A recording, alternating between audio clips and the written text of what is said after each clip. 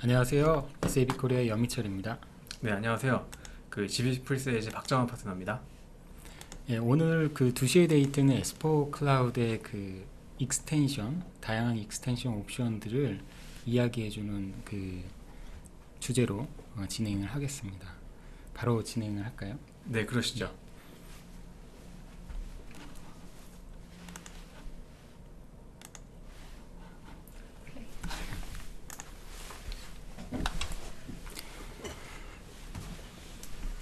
앞에 말씀드린 것처럼 S4 하나 클라우드는 실제로 SaaS ERP임에도 불구하고 굉장히 많은 익스텐션 옵션들이 있습니다.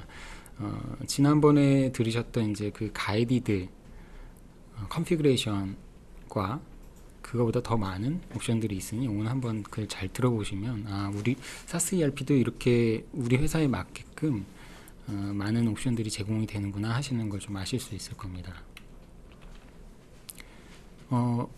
솔루션 도입을 할 때 고객의 요구사항들이 굉장히 많이 있죠. 지난번에도 한번 보여드린 슬라이드인데 가볍게는 비즈니스 컨피그레이션을 하는 것부터 시작을 해서 그 유저 인터페이스를 조정한다든지 레포트를 짜달라고 한다든지 아니 필드만 좀 추가했으면 좋겠다든지 고객의 특화된 우리만의 특화된 앱을 좀 만들어줬으면 프로그램을 좀 만들어줬으면 한다든지 아주 높게는 버티컬 솔루션 우리 산업에 맞는 버티컬 솔루션을 만들어 달라고 하는 그런 요구사항들까지 있을 겁니다. 이런 것들을 이제 S4 하나 클라우드에서는 두 가지 방식으로 익스텐션을 지원을 하고 있습니다. 그래서 첫 번째 방식은 in-app extensibility라는 것이고요. 두 번째는 side-by-side extensibility라고 하는 방식으로 지원을 하고 있습니다. 간단하게 얘기하면 in-app extension은 다른 도구 없이 S4 하나 클라우드에 있는 도구만을 가지고 익스텐션하는 그런 옵션들입니다. 그리고 사이드 바이 사이드 익스텐션은 SAP 클라우드 플랫폼이라는 것 위에서 익스텐션을 하는 것입니다. 그래서 그 먼저 인앱 익스텐션부터 한번 설명을 좀 드릴까 싶습니다. 앞에 있었던 그런 요구사항들이 여러 가지가 있었는데요. 그 요구사항들은 실제로 SAP 클라우드에 들어있는 툴 중에 한 5가지 정도를 사용을 하면 모두 이 요구사항들을 커버를 할 수가 있습니다. 근데 이 툴들은 별도의 라이센스가 들어간다든지 하는 그런 게 아니고 무료로 제공되는 그런 옵션이죠.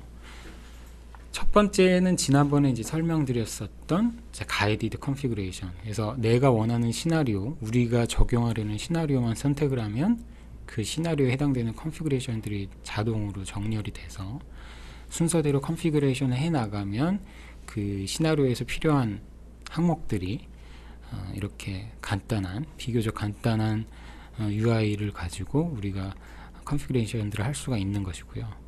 이런 것들이 이제 미리 어떤 것들이 컨피그레이션이 가능한지가 리스트로 이제 다 저희가 이제 쿼터리 릴리즈를 하면서 배포가 되고 있습니다. 이 중에 이제 지난주에 말씀드린 이 가이드 컨피그레이션을 통한 그런 컨피그레이션 항목들이 있을 거고요. 그런 항목들은 이렇게 템플릿을 통해서 메시지를 써서 지원을 받는 형식으로 컨피그레이션이 되게 됩니다. 그런 것들이 이제 이런 항목들이 될 거고요. 두 번째는 이제 UI 조정 도구라고 하는 겁니다.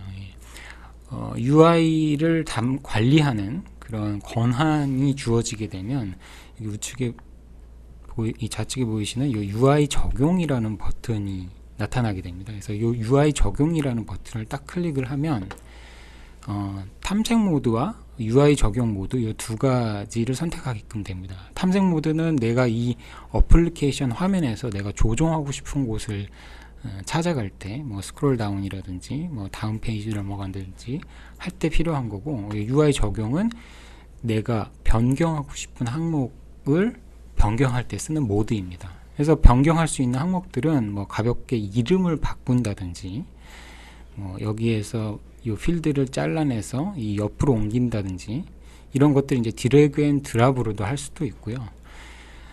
뿐만 아니고 여기 이제 필드 추가라는 그 옵션도 있습니다. 재미난 게 이제 여기서 필드 추가라는 걸 하시게 되면 지금 보시는 이제 예제가 이제 구매 오더인데 이 구매 오더가 저장이 되는 하나DB에 있는 그 데이터 오브젝트에 필드를 추가하는 것까지 이 UI 조정 도구에서 자연스럽게 연계가 되는 그래서 이제 확장을 하도록 옵션이 지원이 됩니다. 요거는 이제 이따가 뒤에서 좀 데모를 통해서 어떤 식으로 움직이는지 조금 설명을 좀 드리겠습니다. 그렇게 해서 이제 사용자 필드를 추가를 하게 되면 이렇게 사용자 정의 필드 및 로직이라는 이제 앱으로 내비게이션이 됩니다. 근데 이 UI 조정 도구에서 오는 것 말고도 그냥 직접 이 사용자 정의 및 로직이라는 이 앱에서 내가 확장하고 싶은 비즈니스 컨텍스트, 예를 들면 이제 제조 오더, 뭐 구매 오더, 생산 오더, 구매 오더, 뭐 영업 오더와 같은 것들을 선택을 하면 그 오더에서 추가할 수 있는 항목들, 이미 추가되어 있는 항목들이 이렇게 쭉 나오게 되고, 얘가 지금 이제 우리 운영 환경까지 반영이 됐는지 안 됐는지 이런 상태를 볼 수가 있죠. 필드를 확장을 한다고 해서 되는 게 아니고, 이 필드를 확장했을 때 이 필드가 사용하게 될 곳을 선택을 할 수가 있습니다. 뭐 예를 들면서 UI, 우리 그 작업을 실제로 진행하는 UI, 혹은 이제 작업에 진행된 것들을 보는 레포트에서의 사용 여부를 확인할 수도 있고요. 그다음 우리가 외부와 인터페이스를 할 때 사용되는 API나 바피, 아이닥 같은 데서도 사용 여부를 결정을 해서 실제 내가 확장한 필드들이 사용이 될 것인지 말 것인지 선택을 할 수 있게끔 합니다. 물론 이제 메일 템플릿, 서식 템플릿에도 되는 거고요. 그리고 이제 흥미로운 기능이 커스터머 비즈니스 오브젝트라는 겁니다. 한국말로 하면 사용자 정의 오브젝트 도구라는 건데, 뭐 공교롭게도 앞 글자만 따면 CBO가 됩니다. 그 ECC에서도 우리 뭐 커스터머 볼트온이라고 해서 사용자 의 요구사항들을 받아들이기 위한 커스텀 볼트온들을 많이 개발을 했었죠. 그래서 뭐 레포트를 짠다든지 아니면 인터페이스 프로그램 짠다든지 뭐 온라인 프로그램 짠다든지 이렇게 했는데, S4 클라우드에서도 그것과 비슷한 방식의 이제 확장 옵션들을 제공을 합니다. 어떤 식으로 움직이냐면, 먼저 이제 사용자 정의 오브젝트라는 거를 생성을 합니다. 그러니까 사용자 오브젝트라고 하는 건 이제 S4 클라우드에서 제공되지 않는 우리 회사만의 데이터를 이제 담을 오브젝트를 생성을 하고, 이 데이터를 생성을 할 때는 이제 먼저 데이터 모델링을 해야 되기 때문에 어떤 필드들이 있는지, 키 필드는 무엇인지, 그 다음에 그 데이터가 뭐 예를 들어서 헤더 디테일의 형식을 갖게 되는지와 같은 것들을 이제 쭉 정의를 해줍니다. 이렇게 정의를 하고 여기에다가 어떤 데이터를 추가하거나 변경할 때 혹은 삭제할 때 우리가 원하는 로직이 걸리게 할 수 있도록 이렇게 ABAP으로 여기다 코딩을 할 수가 있습니다. 이 부분에서 되게 많은 그 고객분들이 놀라시는데, SaaS ERP인데도 ABAP 코딩이 가능하냐, 이런 얘기들을 많이 하십니다. 지금 보시는 이 화면은 이제 웹 브라우저에서 이 ABAP 코딩이 가능하게끔 이렇게 띄워지는 화면이고, 이것도 이따가 그 데모를 통해서 저희가 어떤 식으로 움직이는지 한번 보여드리겠습니다. 이렇게 그 사용자 정의 오브젝트를 만들고, 그 오브젝트에 추가가 될 때 필요한 체크 로직들을 여기다 이제 쭉 집어넣고 몇 번의 이제 클릭을 이제 하게 됩니다. 뭐 예를 들어서 서비스라 하면 이제 오데이터나 그런 이제 웹 서비스 같은 것들을 생성할 건지를 선택을 하고 이제 퍼블리시를 딱 하게 되면 요런 그 오브젝트를 생성, 변경, 삭제 할 수 있는 피오리 앱을 얘가 자동으로 만들어 줍니다. 그래서 이렇게 디테일하게 내용이 들어가는 것까지를 내가 DB 정의하고 그다음에 로직 정의를 그것만 했는데도 불구하고 이렇게 피오리 애플리케이션을 만들어 주는 거죠.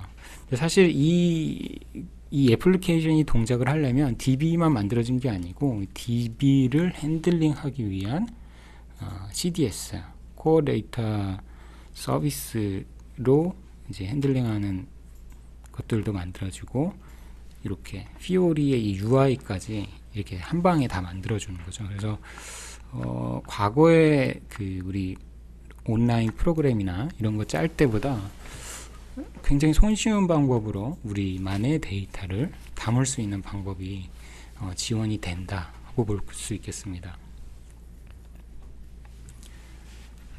여기서 한번 데모를 한번 보여드리면 지금 보시는 앱은 이제 데이터 마스터를 관리하는 앱입니다. 그래서 여기 보시면 데이터 마스터를 이미 이제 UI 적용 모드로 들어왔고 필드 추가를 누르게 되면 이미 사용 가능한 필드들이 있습니다.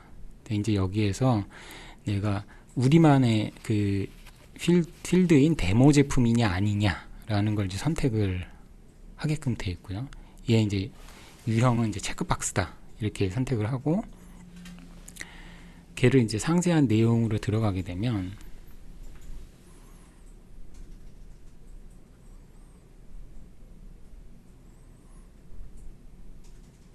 이 필드가 실제로 사용이 될 곳을 이제 선택을 하게 됩니다. 그렇게 하고 이제 아까 전에 다시 그 제품을 검색하는 앱으로 가게 되면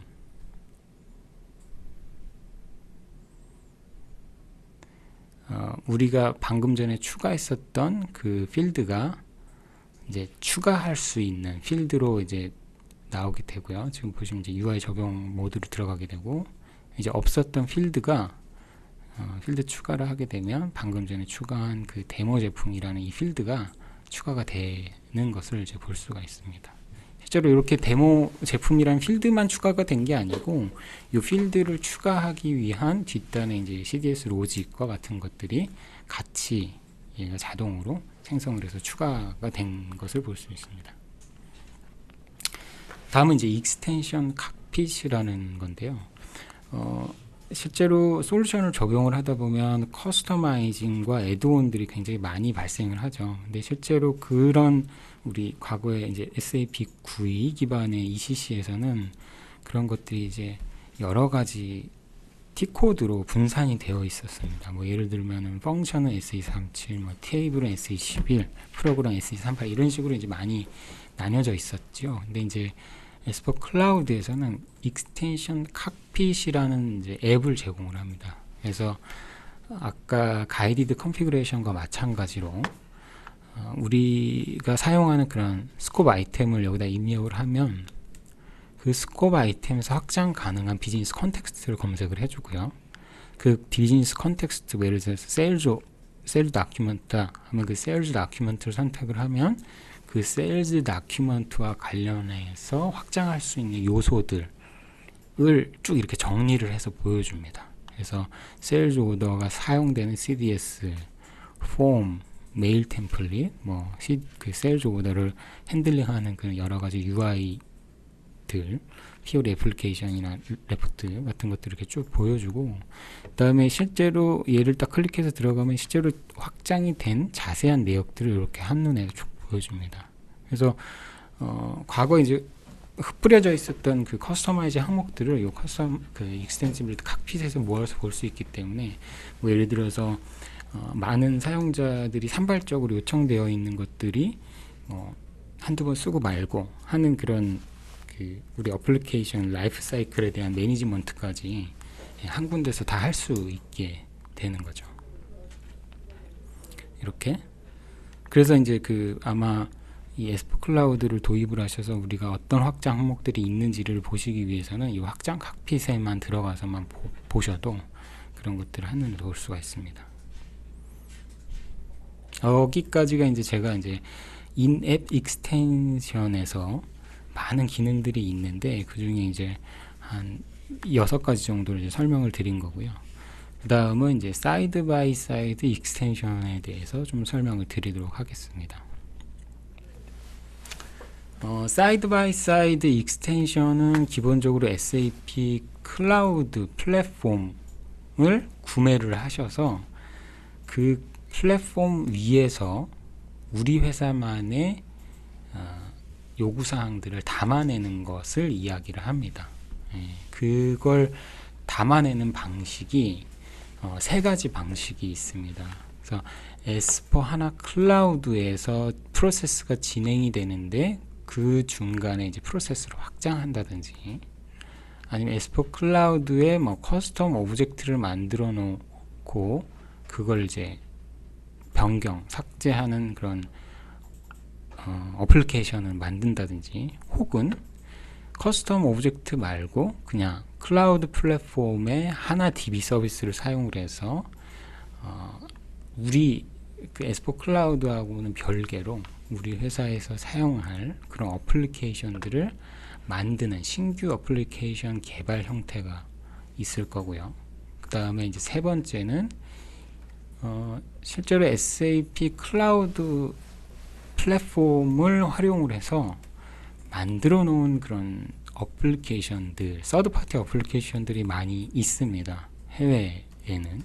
아직 한국에는 이제 그런 것들이 이제 파트너사들에 의해서 지금 이제 개발이 되고 이제 등록이 되고 되는 진행 상황 중인데, 그런 어플리케이션들을 마치 우리 아이폰에 있는 그 앱스토어에서 받듯이 구매를 하고 얘를 액티베이트를 시키게 되면 별도의 이제 그 물론 이제 환경 설정의 작업들은 이제 애플리케이션마다 필요할 수도 있고 필요하지 않을 수도 있습니다. 하지만 이제 뭔가 구축 인력들이 들어와서 그 솔루션을 구축하고 하는 형태가 아니고, 내가 어플리케이션을 사서 걔를 액티베이션 하는 형태로 통합 프로세스를 운영할 수 있는 이 세 번째 형식이 있습니다. SAP 클라우드 플랫폼은 사실 S4 클라우드만을 위한 건 아니고요. S4 온프레미스도 SAP 클라우드 플랫폼을 활용을 해서 익스텐션을 할 수가 있습니다. 그래서 실제로 이제 S4 클라우드가 굉장히 유용하게 사용이 되는 투티어 ERP 시나리오에서도 본사의 온프레미스 시스템과 그 다음에 지사의 이제 클라우드 시스템을 양쪽에서 사용이 되는 어떤 공통 어플리케이션이라든지 아니면 공통 데이터와 같은 것들을 SAP 클라우드 플랫폼 위에서 만들어서 운용하는 방식들도 사용을 하실 수가 있습니다. SAP 클라우드 플랫폼에서 사용할 수 있는 SAP 클라우드의 API들이 있습니다. 기본적으로 과거에 우리가 ECC에서 사용이 됐었던 바피나 RFC, 아이독과 같은 것들이 있다면 S4HANA 클라우드에는 이제 화이트리스트 API라는 것들이 있고, 그런 API들은 이제 과거에 이제 온프레미스는 그런 것들을 직접 시스템에 들어가서 막 검색해보고 컨설턴트가 그 역량이 있다면 그런 것들을 컨설턴트를 통해서 알 수 있고 이렇게 했었습니다. 근데 이제 S4 클라우드는 아무래도 클라우드 솔루션, SaaS ERP이기 때문에 API.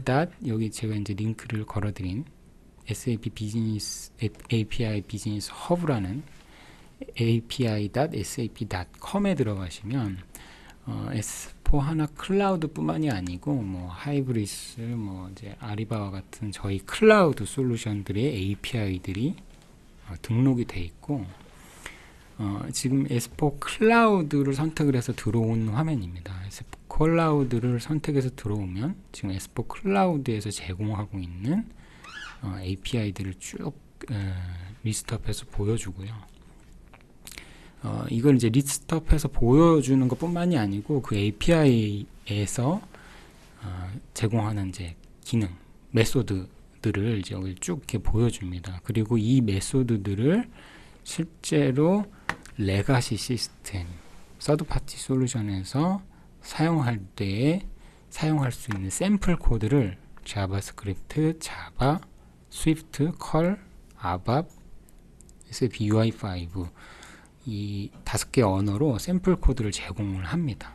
그래서 이 샘플 코드를 가지고 쉽게 SAP S4 클라우드 API를 활용하실 수가 있는 거죠.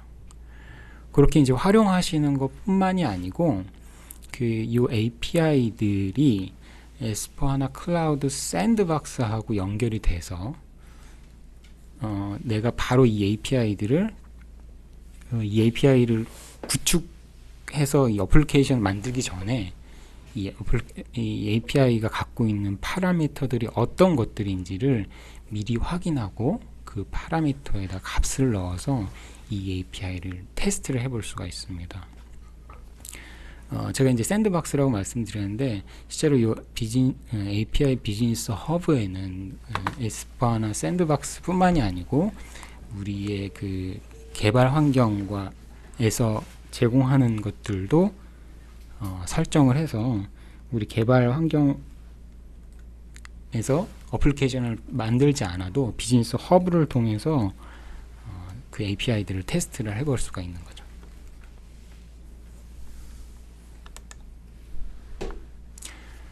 그리고 이제 SAP S4 클라우드는 개발을 할 때 SDK라는 것을 제공을 합니다.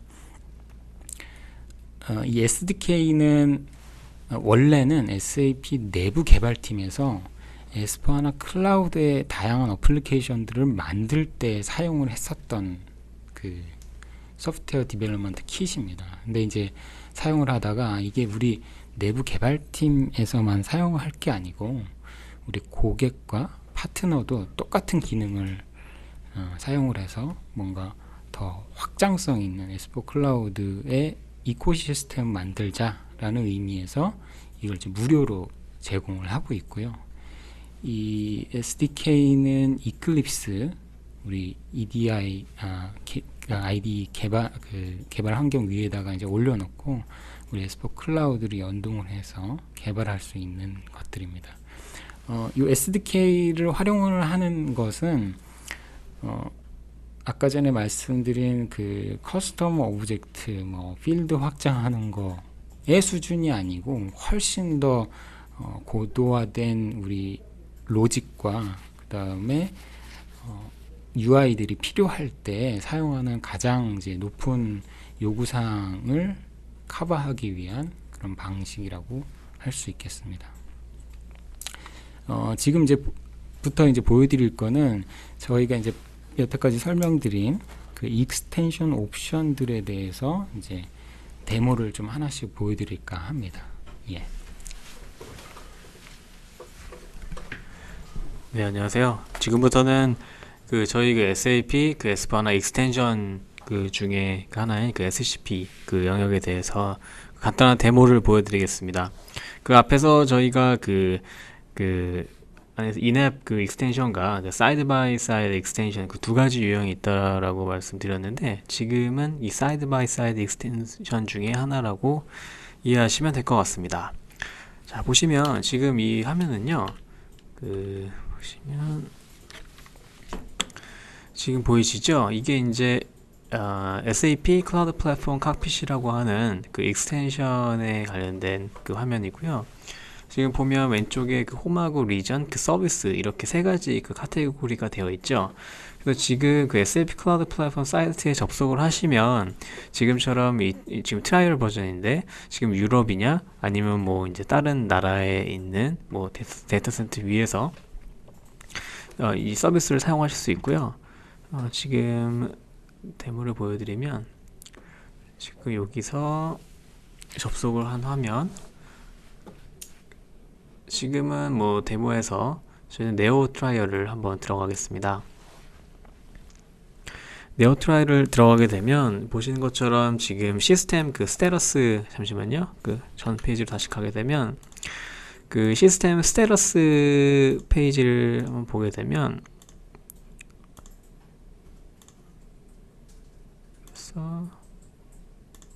저 앞인가 보네요.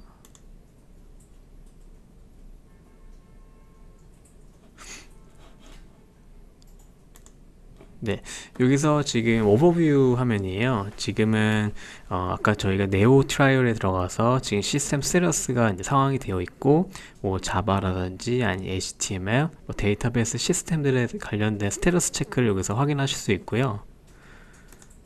그러니까 이게 칵핏이라고 해서 저희가 이제 조종석들 이제 가면 모든 것들을 다 볼 수 있는 그 칵핏, 그 환경이라고 보시면 될 것 같습니다. 지금 보시면 여기에 뭐 나라 국기들 있죠. 이런 것들은 저희가 이제 SAP에서 직접 운영하고 있는 데이터 센터에서 이 서비스를 제공하고 있고, 지금은 뭐 캐나다, 뭐 유럽 이런 지역별로 접속 가능하지만 지금은 재팬에 관련된 클라우드 플랫폼 칵핏으로 이동을 해보겠습니다. 지금 칵핏에 들어왔고요. 그래서 지금 저희 테스트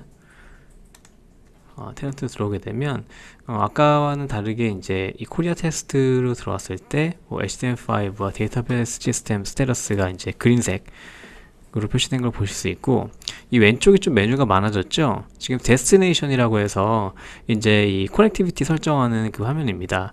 보통 이 SCP라는 거는 그 아웃사이드 그 시스템에 있는 것과 외부 시스템과 연동을 하기 때문에 이 커뮤니케이션 작업을 해주시는데, 이쪽 데스티네이션 쪽에서 이 타입은 뭐 HTTP고 새로 생성하셔서 커넥티비티 세팅은 여기서 하시면 됩니다. 그러면 그 인티그레이션에 관련된 것들 커뮤니케이션 세팅을 여기서 하신 이후에 그 다음에 서비스로 들어가 볼까요? 서비스에 들어가게 되면 여기 저희가 이제 앞에서 소개해드린 SAP 웹 ID라는 것이 있습니다. 여기서 클릭을 하게 되면 웹 ID로 이제 자동으로 넘어가는 화면이 나옵니다. 그래서 기본적으로 그 개발자들을 위한 환경이라고 보시면 될 것 같아요. 그래서 SAP UI5의 개발을 위한 칵핏이고요. 그 다음에 이제 여기서 예를 들어서 지금 새로운 앱, 그 S4하나 클라우드 같은 경우에는 이제 하나의 그 저희 기능을 앱이라고 이제 표현을 하잖아요. 근데 이 앱들을 하나씩 이제 개발해 놓은 것들, 세이지 오더인데 세이지 오더에 관련된 것들을 0.5 액티브 버전으로 해서 이미 만들어 놓은 것들, 그 다음에 이제 스테러스 같은 것들이 뭐 지금 퍼블리시 된 거죠. 이게 스타트 된 거냐 아니면 스탑 된 거냐, 앱 리스트를 일괄적으로 확인할 수 있기 때문에 개발자 입장에서는 이 칵핏이라는 것이 이 모든 것들, 개발자들이 이제 원하고자 하는 것들을 다 모두 이쪽에서 담고 있어서 사실 개발 입장에서는 훨씬 빠르고, 그 다음에 모든 툴kit들이 다 내재되어 있기 때문에 신속하게 개발이 가능합니다. 그래서 지금 보시는 것처럼 리스트 있는 것들을 보실 수 있고요. 그 다음에 이제 편집으로 한번 액션을 눌러서 들어가게 되면 웹 아이디 툴로 자동으로 이제 연계가 되는 화면입니다. 여기 URL을 클릭을 하면 실질적으로 이 앱이 어떤 룩앤필을 갖고 있는지, 여기는 여기 예시를 보시면은 뭐 나만의 카페 바이 S4하나 클라우드라는 이제 앱 페이지를 제가 이제 만든 것을 확인하실 수 있습니다.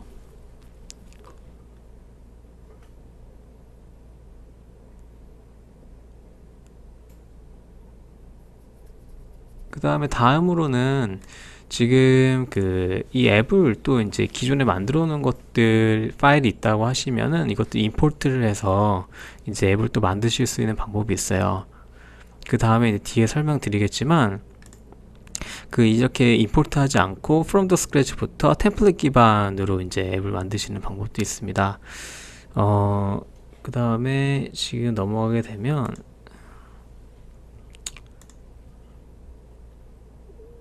다시 지금은 이제 SAP 웹 ID를 이제 보여드릴 건데요. 여기서 이제 서비스로 넘어가게 되면 그 SAP 웹 ID 화면을 보여드릴 겁니다. 지금 여기는 도움말을 일단 닫고요. 이제 이게 그 기존의 그 웹 ID 환경이고요. 여기서 이제 앱 프로젝트를 해서 임포트를 하는 화면, 그러면 왼쪽에 이 프로젝트가 담고 있었던 이런 데이터 구조들이 다 보여지게 됩니다. 지금 기존에 이런 것들을 이제 뭐 보통 그 MVC라고 해서 저희 뷰단 따로 이제 만들어서 이제 HTML, HTTP상에 이제 그 뷰를 따로 만들고 컨트롤러, 이제 모델 이런 거 다 이제 코딩을 하셨잖아요.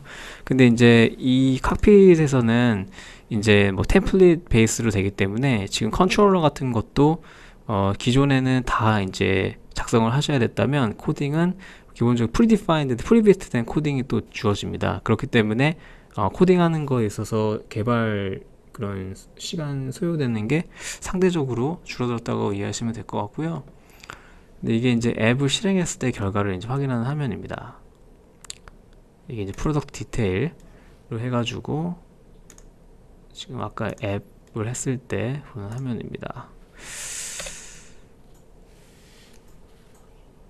자, 그 다음에 이번에는 한번 이 이제 에스파나 클라우드 화면을 이제 많이 보셨잖아요. 보면은 위쪽에 이제 그 메뉴들이 있어요. 그 다음에 나는 가로로 보고 싶다라고 하시면 이 확장성이 있는데, 저희 오늘 익스텐시빌리티를 주제로 하기 때문에 확장성 메뉴로 가게 돼서 사용자 정의 필드, 여기서 보여드릴 거는 이제 저희가 이제 아까 아밥의 프로그래밍을 여기서 실질적으로 어느 정도 이제 컨피규러블 하다라고 말씀드렸는데 그거를 보여드릴 겁니다. 그러면 지금 사용자 정의 필드면은 말 그대로 이제 저희가 유저가 정의한 그런 로직이나 그런 필드들에 관련된 것들을 수정하는 화면 보시게 되면, 지금 보시면 이제 이미 퍼블리시된 로직이 있죠.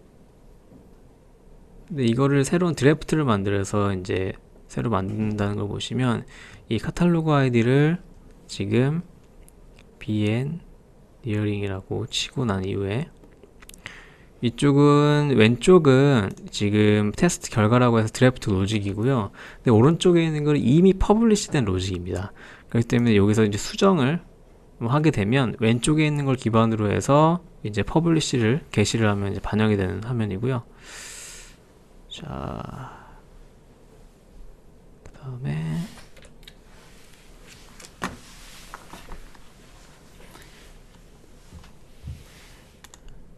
예, 앞에 있는 것들 조금만 더 설명을 드리면, 이제 좌측에 있는 게 이제 새롭게 만들, 이제 과거에 이제 저희가 유저 엑시스나 인핸스먼트라고 불렸었던 로직인 거고, 방금 이 로직이 제대로 됐는 동작하는지를 테스트를 하고 그 로직을 이제 실제로 퍼블리싱 하는 것들을 이제 보여드렸습니다. 다음 항목은 이제 이 에스포하나 클라우드에서 갖고 있는 API들을 호출을 해서 그 SCP 위에서 그걸 컨슘해서 어플리케이션을 만드는 걸 보여드리겠습니다. 지금 보시면 제가 납품이라고 하는 것들을 검색을 했고, 납품이라는 그 비즈니스 컨텍스트를 선택을 하고 들어가 봤더니 그 납품과 관련된 있는 여러 가지 서비스들이 이렇게 나옵니다. 그 여러 가지 서비스들이 이제 SOAP 형식도 있고, 그다음에 OData 형식이 있는데, 지금 이제 OData의 추라 문서에 대한 읽기, 생성, 업데이트, 삭제를 그 API를 사용을 해서 여기 이제 서비스의 URL을 복사를 해서 아까 보여드린 웹상에서 개발할 수 있는 웹 ID를 이제 실행을 하고, 여기 보면 프로젝트를 만들 때 아예 템플릿을 통해서 만들겠다라고 이렇게 선택을 합니다. 그럼 이제 SAP에서 제공하는 여러 가지 피오리 템플릿들이 이렇게 나타납니다. 뭐 워크리스트 형식, 마스터 디테일 형식, 뭐 리스트 리포트 형식, 이거 말고 상당히 굉장히 많은 것들이 있습니다. 뭐 IoT 어플리케이션, 뭐 이런 여러 가지 피오리 그 템플릿들이 있고, 이 중에 지금 예제는 이제 피오리 워크리스트 어플리케이션이라는 템플릿을 선택을 했고요. 이 피오리 워크리스트 이제 어플리케이션 우리가 만들 거에 대한 이제 프로젝트 이름, 그 다음에 어플리케이션의 이름, 그 다음에 이제 네임스페이스, 아마 자바 개발을 하신 분들은 잘 아실 겁니다. 그리고 이제 여기에 아까 복사를 했었던 서비스 URL을 선택을 합니다. 근데 이제 위에서 방금 전에 이제 서비스 URL을 입력하기 전에 이렇게 위에다가 그 그 시스템을 선택을 했는데 이 시스템을 선택을 한 게 아까 박정환 과장님 보여주셨던 클라우드 플랫폼의 데스티네이션에서 정의한 시스템들이 이렇게 리스트업이 되는 거고요. 그 데스티네이션을 정할 때 이미 그 호스트 네임이라든지 아이디 패스워드 같은 것들이 이미 이제 들어가 있기 때문에 여기다가 URL 그 뒤에 있는 URL만 넣어줘도 에스포 클라우드에 있는 그 API에 있는 자세한 내용들을 읽어서 어떤 그 비즈니스 컨텍스트를 활용할 수 있는지를 이 웹 아이디에서 바로 볼 수가 있습니다. 그 중에 이제 활용하고자 하는 이제 컨텍스트를 이제 확인한 다음에 이 템플릿에서 되어 있는 템플릿 요소들과 우리가 불러들인 API의 컨텍스트들을 연결해주는 작업을 합니다. 먼저 이제 하는 게 이제 이 어플리케이션이 형태가 스탠드얼론 어플리케이션인지 아니면 피오리 런치패드 위에서 불려질 컴포넌트로서의 어플리케이션인지를 선택을 합니다. 이걸 이제 선택을 함에 따라서 얘가 이제 인덱스 HTML이 만들어지느냐 안 만들어지느냐, 런치패드에서 잘 불러 들어올 수 있도록 만들어져 있느냐 안 되어 있느냐를 이제 나중에 디플로이 하면서 자동으로 얘가 만들어주게 되죠. 그래서 그 어플리케이션의 형태를 선택을 하고 그 다음에 이제 어플리케이션 콜렉션 아이디와 같은 것들을 이제 쭉 이제 선택을 해줍니다. 요거를 이제 선택을 해주는 게 이 우측에 보면 이제 그림이 이렇게 나오는데 이 그림에 여기에서 이제 오브젝트 컬렉션이라고 하는 게 어디에 위치하는 건지, 컬렉션 아이디라고 하는 게 어디에 위치하는지를 이렇게 미리 보여줍니다. 그래서 이 어플리케이션에 여기에 보여질 그 정보를 내가 여기서 불러들인 비즈니스 컨텍스트와 연결을 해서 쉽게 어플리케이션을 만들어내는 거죠. 이렇게 비즈니스 컨텍스트 그 API를 불러오고 그 다음에 피오리 앱의 템플릿을 적용을 하게 되면 지금 상단에 보이는 이제 어플리케이션 테스트라고 아까 제가 이름을 했던 그 어플리케이션이 프로젝트가 만들어집니다. 자동으로. 그래서 이 컨트롤러부터 시작해서 뭐 뷰, 뭐 IC8N, 인터내셔널 트랜슬레이션과 관련되어 있는 이런 코딩들이 템플릿에 의해서 만들어지고, 지금 보시면 보여지는 게 이제 워크리스트 view.xml이라고 해서 워크리스트 페이지에 보여지는 그 뷰의 그 코딩을 보는데, 이걸 이제 코딩 형식이 아니고 레이아웃 에디터라는 그 웹 아이디의 기능을 통해서 보면 그 XML로 되어 있는 형식을 조금 더 시인성 있도록 아웃라인 형태로 이렇게 그 하이라키 형태로 보여줍니다.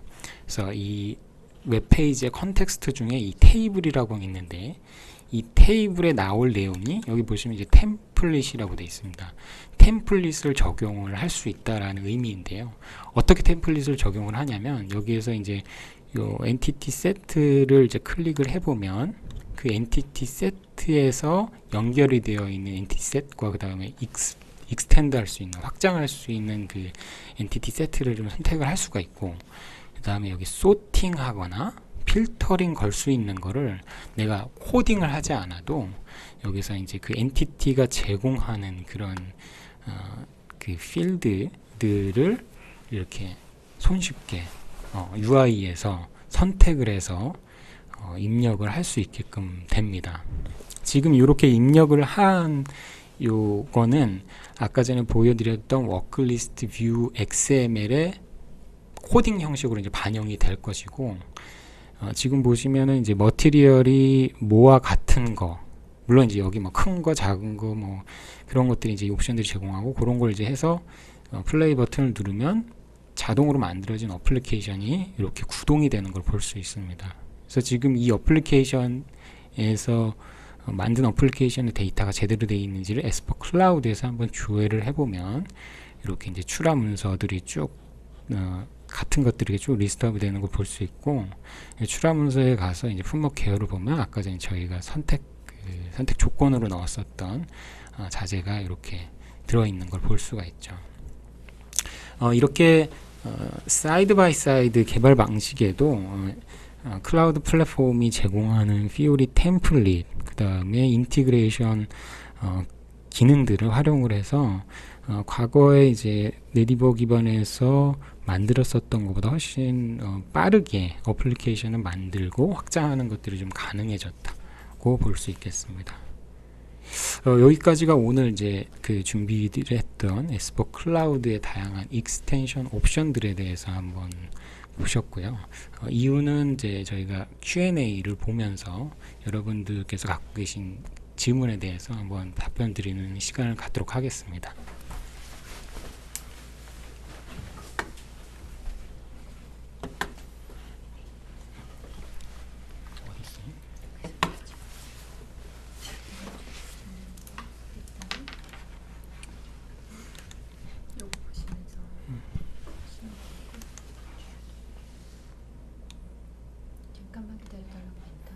예, 저희가 들어온 질의사항들이 꽤 있어서 요거 저희가 확인하고 순서대로 한번 말씀드리겠습니다.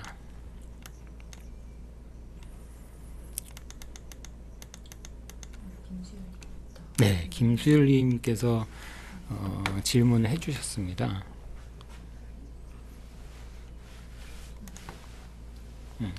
SDK의 변동사항을 주기적으로 확인하고 활용할 수 있는 별도의 사이트가 있는지요?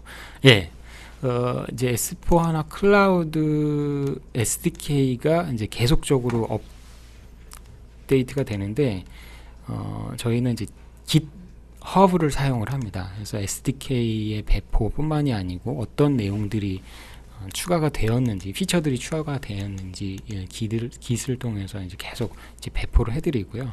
거기에서 SDK를 받아서 우리 이클립스 위에서 얹어서 활용을 할 수가 있습니다. 그 다음에 박지연님께서 주신 질문입니다. 클라우드 시스템 사용 시 국내가 아닌 해외 사용 시 속도 문제가 없는지, 인터넷이 열악한 환경에서 이슈가 있는지에 대해서 여쭤보셨어요.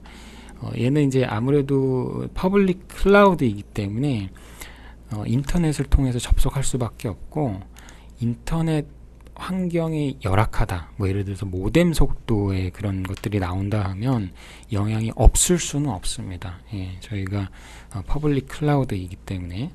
하지만 이제 저희가 데이터 센터가 미국, 호주, 중국, 러시아, 그 다음에 독일, 이렇게 여러 군데에 있기 때문에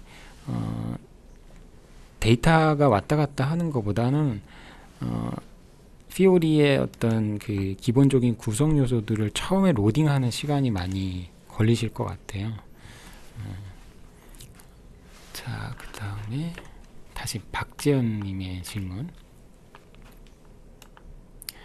SDK를 이용하여 화면 개발이 가능하다는 얘기. 예, 맞습니다. 저희가 이제 오늘 이제 보여드린 예제는 SDK를 통해서 보여드린 게 아니고 웹 ID라는 클라우드 플랫폼 위에서, 웹 ID는 제가 이제 설명드린 것처럼 S4 하나 클라우드에 있는 뭐 API나 그런 UI 같은 것들을 미리 이제 패키지 형태로 이제 빌드를 해놓고 그거를 이제 이클립스에서 불러서 할 수 있는 거고요. 이 SDK 활용과 관련돼서 많은 예제들이 블로그 상에 있습니다. 아직은 이제 번역이 덜 돼 있는 상태인데, 그런 것들도 저희가 이제 Q&A에서 어떤 URL을 가시면 확인할 수 있는지를 한번 안내를 드리도록 하겠습니다. 그 다음에 윤영재님께서 주신 게, 자사에 맞게 프로그램을 수정 개발이 가능합니까? S4 하나 클라우드도 이제 오늘 설명드린 것처럼 다양한 이제 익스텐션 옵션들이 있습니다. 근데 그 익스텐션 옵션이 허용하지 않는 이제 스탠다드 모디피케이션이라든지 하는 것들은 당연히 안 되겠죠. 그건 이제 온프레미스도 안 됐으니까. 하지만 이제 S4 하나 클라우드는 사스 ERP이기 때문에 온프레미스에서 제공하는 아주 광범위한 그런 수정 옵션, 개발 옵션보다는 조금 더 한정적인 형태로 개발과 수정이 가능합니다. 그런 것들이 이제 아까 전에 제가 소개드린 필드 확장이라든지 UI 조정이라든지 아니면 CDS 뷰 확장, 쿼리 확장 같은 방법들을 사용을 해서 할 수 있는 거고요. 그래서 이제 저희가 이 S4 클라우드를 도입을 하실 때 요구 사항들을 이제 미리 조금 받아서 그 요구 사항들이 S4 클라우드에 있는 확장 옵션들로 커버가 되는지를 미리 체크를 해드립니다. 그 다음에 지정호님께서 질문해 주신 게 SDK 구축 시 안드로이드 전환할 때 보안 기존 인트라넷 소프트웨어 호환성 점검이 어느 정도 지원이 되는지 궁금하시다라고 했네요. 그러니까 SDK를 통한 구축을 하시는 거겠죠. SDK를 통해서 안드로이드 앱을 빌드하시는 것 같아요. 근데 아무래도 얘는 인트라넷 환경에서 돌아가는 게 아니고 퍼블릭 인터넷망을 통해서 서비스가 되고 이제 운용이 되는 거기 때문에 인트라넷 소프트웨어의 호환성 점검이 되는지는 아마 조금 테스트를 해봐야 좀 알 수 있을 것 같습니다. 예.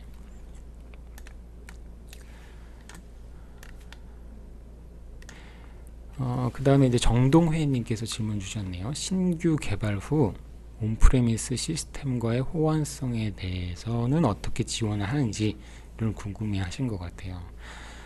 신규 개발 할 때 이제 두 가지 옵션, 사이드 바이 사이드 하고 그 다음에 인앱 익스텐션이 있다고 이제 말씀드렸습니다. 아마 인앱은 S4 클라우드에서 제공되는 항목들을 S4 클라우드에 있는 도구만을 사용을 하기 때문에 테스트도 S4 클라우드에 있는 테스트 툴을 통해서 점검을 하실 수가 있습니다.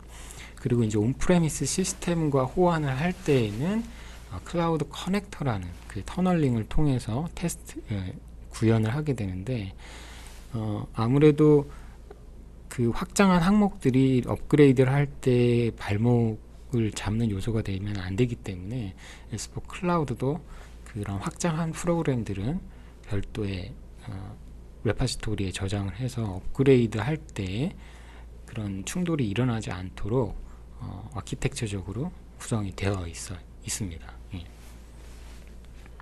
오늘 자료는 이제 당연히 이제 2시에 데이트 항상 하듯이 저희가 안내를 통해서 자료를 드리고요. 그 다음에 오늘 Q&A에 나왔던 사항들까지 포함을 해서 아마 보내드릴 예정입니다.